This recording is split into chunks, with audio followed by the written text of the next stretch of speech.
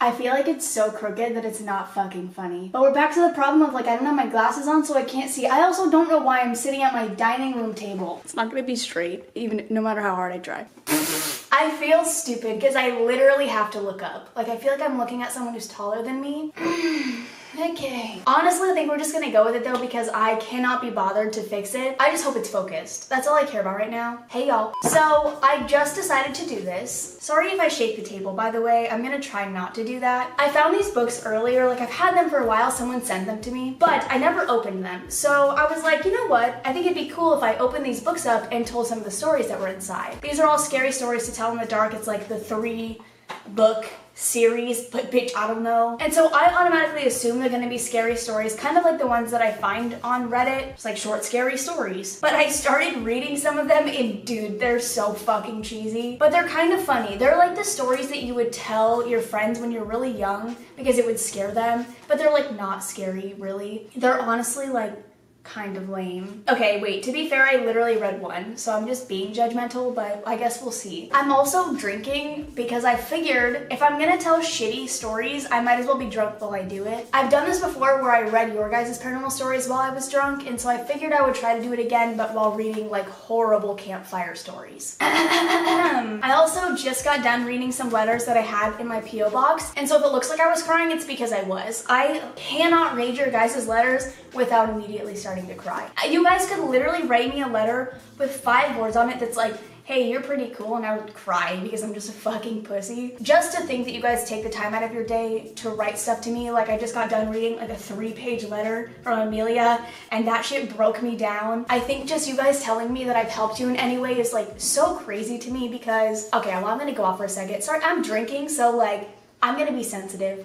I know how much an influencer can mean to somebody. I was such a huge fan of like Minecraft, and it genuinely does help you. Like, you watch the videos every single day and you love the people. Like, I watch Twitch streamers every single day. Like, I'm still this way. And so it's crazy to like be that person that people watch and people go to feel better, or like to escape their shitty day. Like, they just watch your videos and it makes them feel better. That's so weird to me that like I help people. I don't know. So like reading letters where they talk about the things that they're going through and like how I've helped, I just lose it. But okay, let's read some scary stories. Let's stop being a pussy. I should probably finish this and grab another one. I'm hoping that these will remind me of like the text message horror stories that I read because those are always terrible, but they're entertaining. These, I feel like they might just like be bad. Guess we'll find out. Y'all wanna see my bottle opener?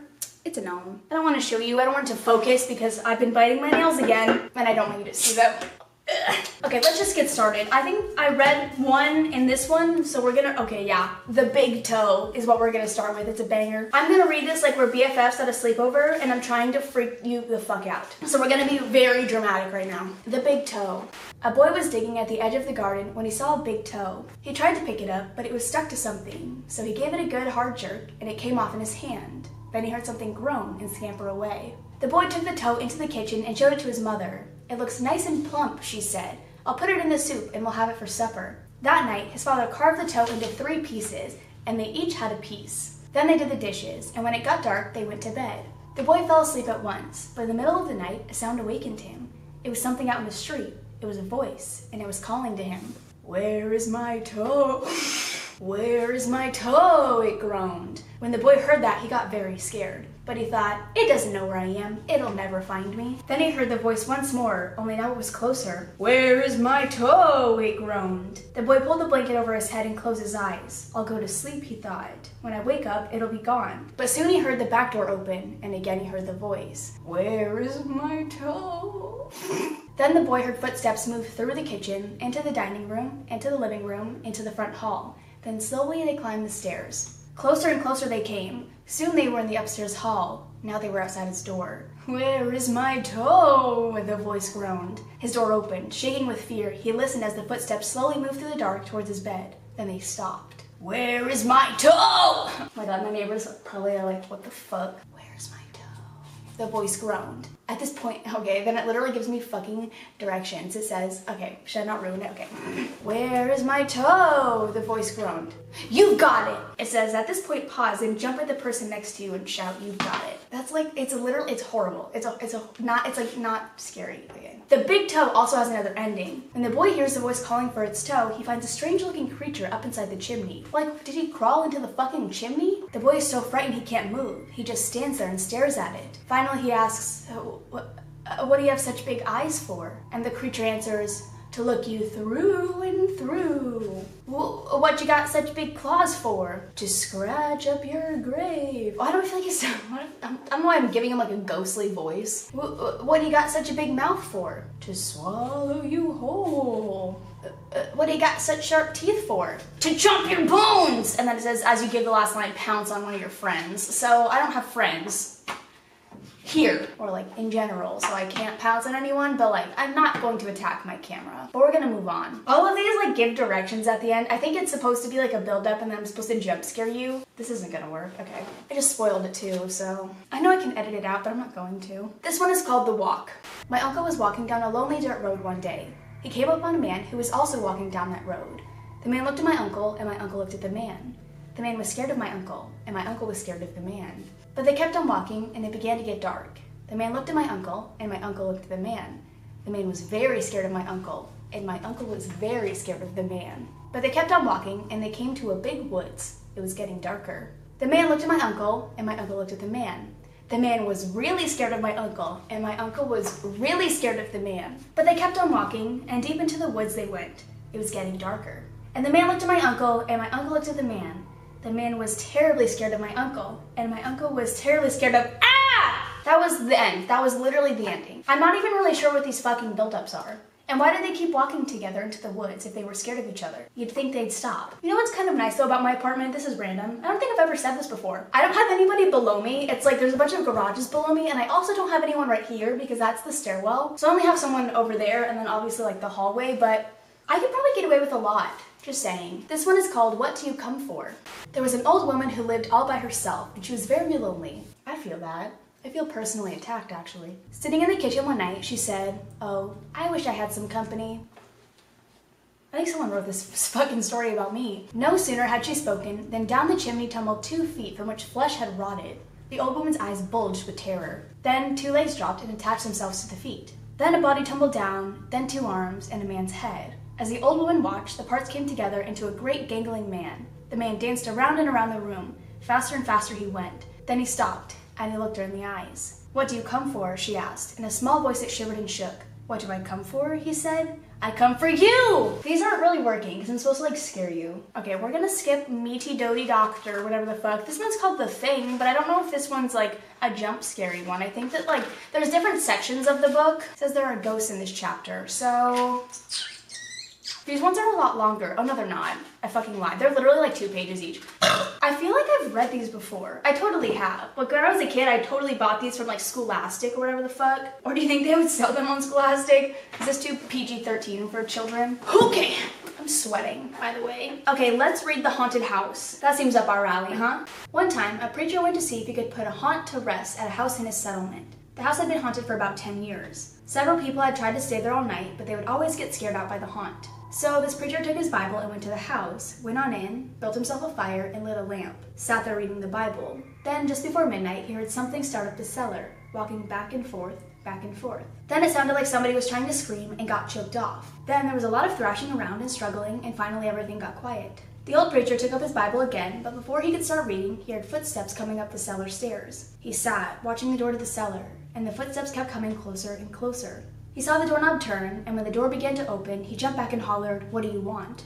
The door shut back easy-like, and there wasn't a sound. The preacher was trembling a little, but he finally opened the Bible and read a while. Then he got up and laid the book on the chair and went to mending the fire. Then the haunt started walking again, and step, step, step up the cellar stairs. The old preacher sat watching the door, saw the doorknob turn, and the door open. It looked like a young woman. He backed up and said, "Who are you? What do you want?" The haunt sort of swayed like she didn't know what to do. Then she just faded out. The old preacher waited, and when he didn't hear any more noises, he went over and shut the door. He was sweating and trembling all over, but he was a brave man, and he thought he'd be able to see it through. So he turned his chair to where he could watch, and he sat down and waited. It wasn't long before he heard the haunt start up again, slowly. Step, step, step, step.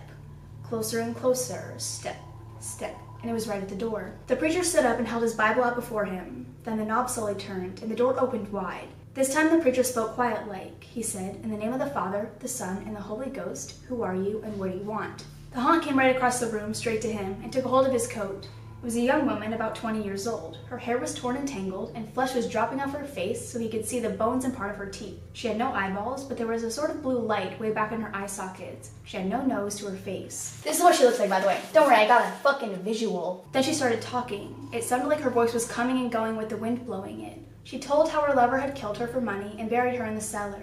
She said if the preacher would dig up her bones and bury her properly, she could rest. Then she told him to take the end joint of the little finger on her left hand and to lay it in the collection plate at the next church meeting, and he would find out who had murdered her. And she said, "If you come back here once more after that, you'll hear my voice at midnight, and I'll tell you where my money is hidden, and you can give it to the church." The haunt sobbed like she was tired, and she sunk down towards the floor and was gone. The preacher found her bones and buried them in the graveyard. The next Sunday, the preacher put the finger bone in the collection plate, and when a certain man happened to touch it, it stuck to his hand. The man jumped up and rubbed and scraped and tore at the bone, trying to get it off. Then he went to screaming, like he was going crazy. Well, he confessed to the murder, and they took him to jail. After the man was hung, the preacher went back to the house one midnight, and the haunt's voice told him where to find the money. And where the haunt had held his coat, the print of those bony fingers were burned right into the cloth. It never did come out. I don't like that as much. I want like jump scares. I'm sorry. Oh my god, there's a song. Do you want me to sing to you? Oh, there's one called the Wendi-Go. Oh, that's cool. I'm not gonna read it though. Okay, let's see if there's jump scares in the other ones, because I literally have 3 fucking books. My camera's about to stop recording! So I don't think there's any more jump scare ones, so I'm just gonna read a couple more stories and then we're gonna end it off here. This one is called The Bus Stop. Ed Cox was driving home from work in a rainstorm. While he waited for a traffic light to change, he saw a young woman standing alone at a bus stop. She had no umbrella and she was soaking wet. "Are you going towards Farmington?" he called. "Yes, I am," she said. "Would you like a ride home?" "I would," she said, and got in. "My name is Joanna Finney. Thank you for rescuing me." "I'm Ed Cox," he said, "and you're welcome." On the way, they talked and talked. She told him about her family, her job, and where she had gone to school, and he told her about himself. By the time they got to her house, the rain had stopped. "I'm glad it rained," Ed said. "Would you like to go out tomorrow after work?" "I'd love to," Joanna said. Fucking elephants.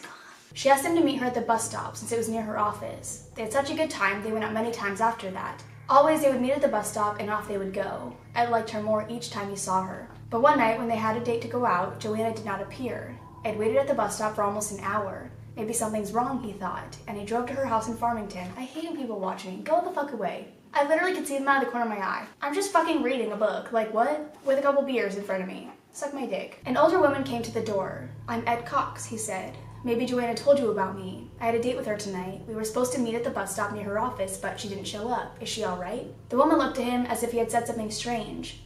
"I'm Joanna's mother," she said slowly. "Joanna isn't here now. Why don't you come in?" Ed pointed to a picture on the mantle. "That looks just like her," he said. "It did. Once," her mother replied.